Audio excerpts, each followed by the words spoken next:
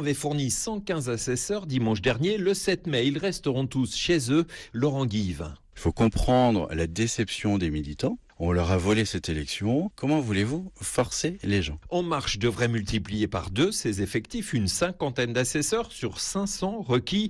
Malgré la déroute, certains PS répondront présents.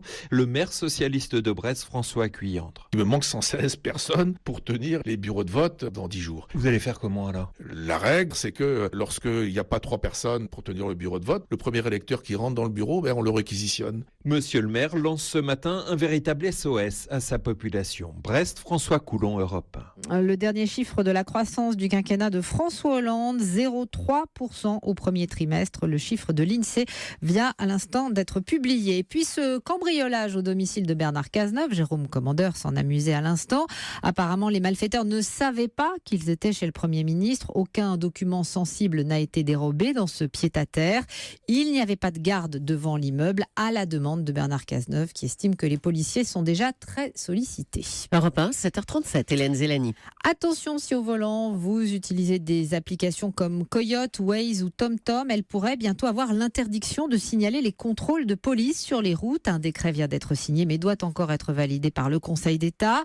C'est une mesure qui, selon Pierre Chasseret, délégué général de 40 millions d'automobilistes, ne servira qu'à verbaliser davantage les automobilistes. C'est totalement stupide. Et tout ça, pourquoi ?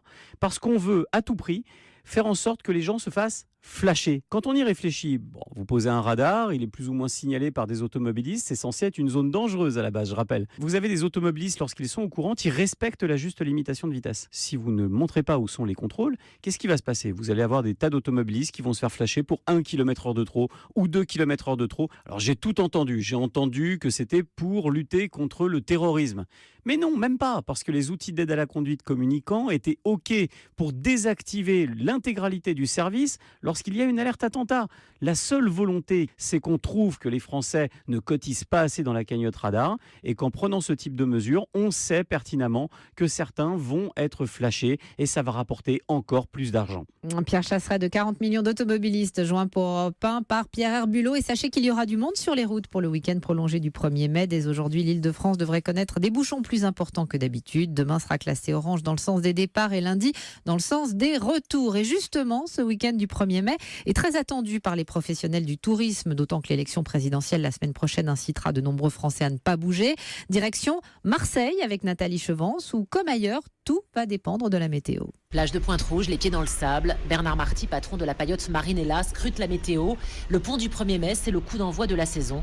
Table et parasol attendent les touristes. C'est certainement un grand moment, mais je ne sais pas si la météo sera de la partie, on verra. C'est un spot magnifique, pied dans l'eau, quoi. C'est poisson frais. Nous, on a la chance d'être un restaurant corse, donc forcément, Figadé, Libro, tu vois. Midi et soir, ça sera ouvert. Oui, Marseille reçoit de plus en plus de touristes. On devrait travailler à fond, mais bon, on verra. Et même espoir chez les hôteliers pour ce pont du 1er mai coincé entre les 2 tours de la présidentielle. Nicolas Guyot, directeur de l'hôtel Carré, espère que les vacanciers seront de retour avec le beau temps. On a un contrat avec nos touristes, on leur vend 300 jours de soleil par an. Et donc on a un vendredi, samedi, dimanche qui sont bien chargés, mais les hôtels ne sont pas complets sur le Vieux-Port. Pour ma part, j'ai à peu près 60% d'étrangers qui résident dans l'hôtel. Et dans les bars, face à la mer, on mise sur les terrasses extérieures refaites à neuf pour cette nouvelle saison. Jacques, chef de la Romerie. En nombre de transats, on va pouvoir accueillir pas loin de 100 personnes sur la plage. Et là, sur notre nouvelle terrasse, écoutez, regardez, c'est tout neuf, tout fleuri, une jolie mer, des jolies filles, c'est la folie furieuse partout. Des professionnels du tourisme un peu fébriles quand même, qui croisent les doigts pour ces prochains jours. Nathalie Chevance à Marseille pour Europe 1. Merci beaucoup Hélène Zélani. Europe 1, 7h40.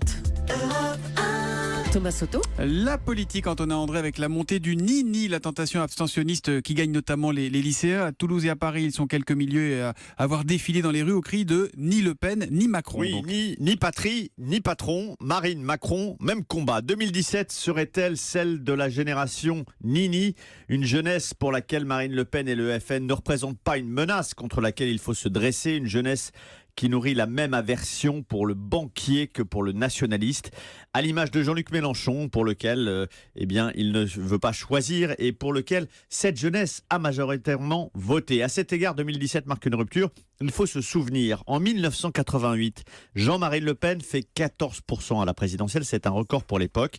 Les lycéens reprennent dans les manifs le refrain du groupe rock Berrurier Noir, la jeunesse emmerde le Front National. En 2002, le 22 avril au matin, ce sont les jeunes qui prennent la rue les premiers.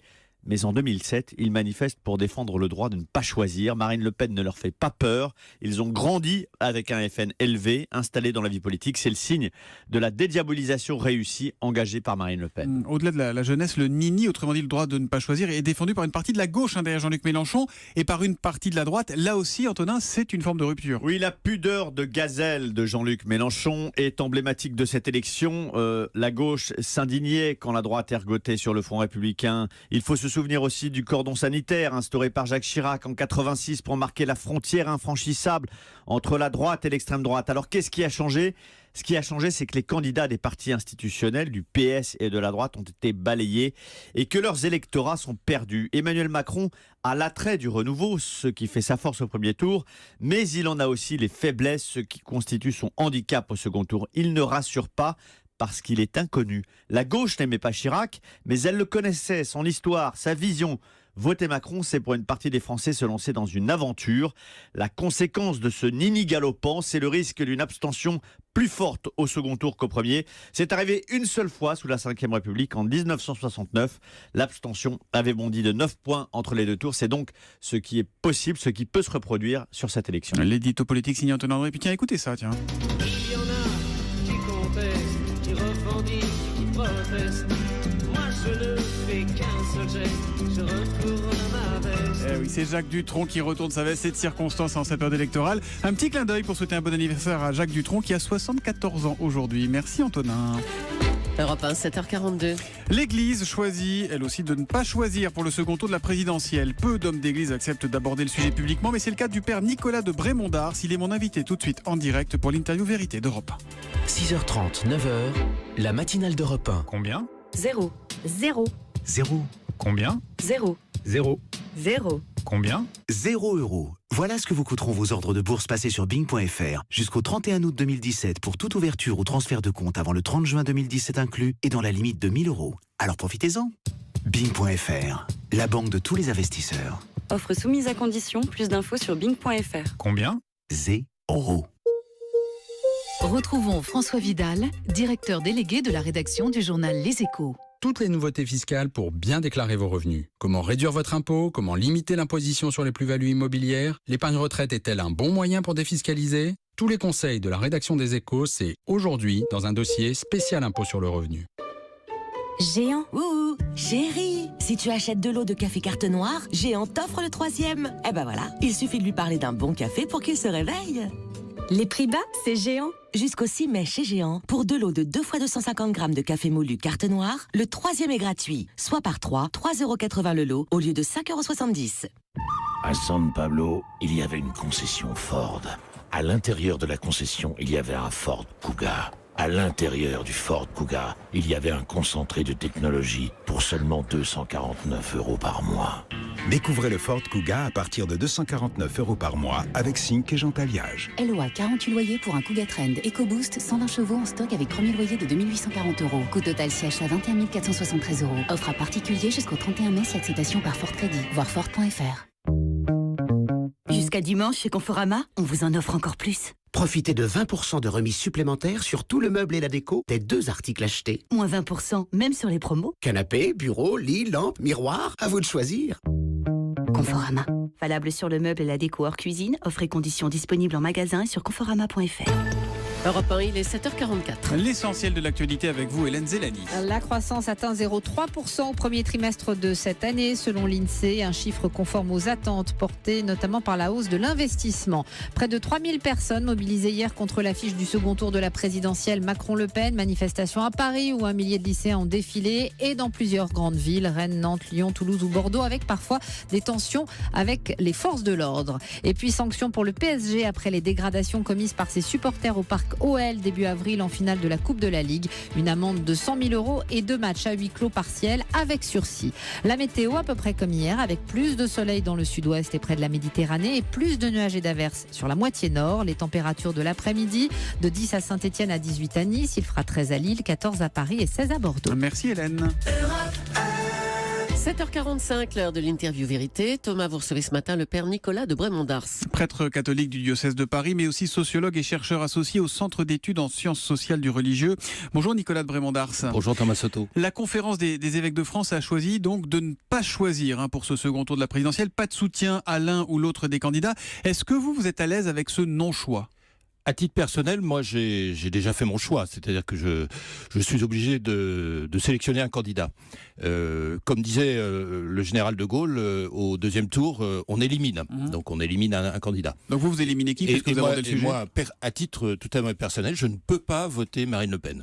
Ça, c'est pas possible. Donc vous voterez Emmanuel Macron ? Donc je voterai Emmanuel Macron. Éventuellement, si la situation change, je voterai blanc. Mais je ne peux pas voter Marine Le Pen. Est-ce que vous êtes à l'aise donc avec ce non-choix ? Je vous repose la question de la conférence des évêques de France, qui elle ne tranche pas. Je ne suis pas très à l'aise, mais je le comprends. Je comprends dans quelle situation difficile ils sont. La première raison, c'est que 44% des catholiques pratiquants ont voté pour Monsieur Fillon. Et donc, pour la première fois dans les élections présidentielles, les évêques se retrouvent avec une population pratiquante qui n'a pas de candidat, puisque M. Fillon a été éliminé, donc ils n'ont pas de candidat. Donc il faut qu'ils se reportent sur d'autres candidats.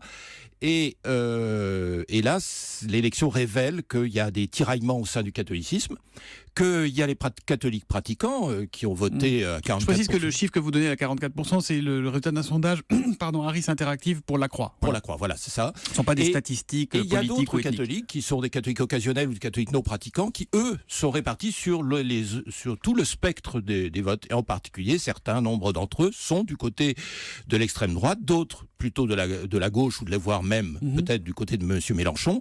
Et donc, les évêques sont crucifiés en disant « Mais qui va-t-on choisir ? Qui va-t-on privilégier ?» Je voudrais qu'on écoute ensemble ce que disait Emmanuel Macron hier soir sur TF1. Ne pas se positionner, c'est décider d'aider Madame Le Pen. Est-ce que vous êtes d'accord avec lui ? Probablement. Je ne suis pas spécialiste des analyses électorales, mais probablement. Donc la conférence des évêques de France, en ne se positionnant pas, aide Madame Le Pen ? Je pense que quelque part, oui. Parce que, en grande partie, il faut savoir que sur les pratiquants qui sont là et qui ont voté pour M. Fillon, une partie va se reporter sur Mme Le Pen. Mais alors... pas la majorité. On fait évidemment une comparaison avec 2002. À l'époque, le président de la Confédération des évêques de France, Monseigneur Ricard, et une vingtaine d'évêques avaient pris position contre Jean-Marie Le Pen. Idem pour le cardinal Lustiger. Qu'est-ce qui a changé finalement en 15 ans ? C'est l'Église qui a changé ou c'est le Front National ? Non, c'est l'élection qui a changé. C'est-à-dire que le parti M. Chirac représentait d'une certaine manière le parti des pratiquants. Donc, à partir du moment où vous avez, pour la majorité des pratiquants catholiques, vous avez un candidat qui est plus ou moins en accord avec leurs valeurs, il n'y a aucun problème. On peut très facilement rejeter Marine Le Pen. Aujourd'hui, la situation est complètement différente. Donc c'est pour ça que c'est très difficile. En plus, rajoutons que M. Macron représente plutôt le vote urbain et que Mme Le Pen représente plutôt, comme dirait Christophe Guilluy, la France périphérique. Et donc vous comprenez bien qu'un catholicisme qui veut recouvrir tout le spectre du peuple français ne peut pas choisir entre ville et campagne. C'est impossible. Et en même temps, il y a des catholiques qui sont beaucoup plus engagés. Christine Boutin, la fondatrice du Parti chrétien-démocrate, qui votera Marine Le Pen. Bien sûr, c'est ce dont je vous parlais, c'est-à-dire qu'une partie du vote filloniste va se retrouver chez Marine Le Pen, mais une autre partie va se retrouver chez Emmanuel Macron. La Manif pour tous qui dit Macron est beaucoup plus dangereux que Le Pen sur les questions humaines et sociétales qui pour nous passent avant tout. Donc appelons à ne pas voter pour lui. Je peux aussi vous citer Sens Commun qui dit que c'est choisir entre le chaos Le Pen et le pourrissement Macron. Bien sûr, parce que c'est ceux-là qui prennent la parole et c'est ceux-là qui sont les plus actifs sur les réseaux. Mais quand vous regardez la sociologie des votes, vous voyez qu'il y a toute une frange de catholiques plutôt de centre ou plutôt à gauche qui ne s'exprime pas mais qui sera de ce côté-là. En même temps, est-ce que c'est vraiment le rôle de l'Église d'avoir une position de faire de la politique ? Non. Alors comment se fait-il qu'on en arrive là, que tout le monde s'interroge finalement sur une position ou une non-position ? Parce qu'en C'est France, un dévoiement, ça ? Non, mais parce qu'en France, on aime bien, on s'intéresse beaucoup à la politique. Il y a qu'à voir le taux d'abstentionnistes qui est quand même pas très très élevé, alors qu'on en prédisait plus grand. Et parce que il faut que les débats s'organisent en termes binaires. Et donc, il faut absolument que toutes les forces sociales se résument à ce débat. J'ai regardé un peu ce qui se passait dans les autres religions. Le grand rabbin de France, Haïm Corsia, appelle à voter Macron. La LICRA, pour la première fois de son histoire en 90 ans, a choisi son candidat, c'est le même. La Grande Mosquée de Paris, sa fédération nationale, appelle les musulmans de France à voter Macron. Je juge pas, mais pourquoi, selon vous, eux choisissent et pas vous ? Peut-être pas. Parce que là aussi, il y en a qui ont voté Fillon, il y en a qui ont voté Macron, il y en a qui ont voté Mélenchon, voilà, au premier tour. Parce que je pense que la sociologie de leurs fidèles n'est pas répartie de la même façon. Et on peut difficilement, quand vous vous trouvez curé d'une paroisse dans l'Amiénois, dans les Hauts-de-France, quelque part, vous pouvez difficilement dire, alors que vous avez 40% de vos paroissiens qui votent pour l'extrême droite, et autrefois c'était le Parti communiste d'ailleurs dans ces régions-là, eh bien vous pouvez difficilement condamner vos paroissiens. Sauf qu'il y a 15 ans, Monseigneur Ricard disait que les thèses du Front National étaient incompatibles avec la bonne nouvelle et l'enseignement de l'Église. Oui, mais je vous ai dit, c'est parce que M. Chirac représentait plus facilement les valeurs catholiques. Vous allez en parler, les prêtres vont en parler dans leur prêche dimanche de cette élection présidentielle ? Certainement pas, parce que depuis très longtemps, les catholiques nous demandent de ne pas faire de politique. Donc ça sera allusif, mais on n'en parlera pas. Merci beaucoup Nicolas de Brémond-d'Ars d'être venu ce matin en direct sur Europe 1 et bonne journée à vous.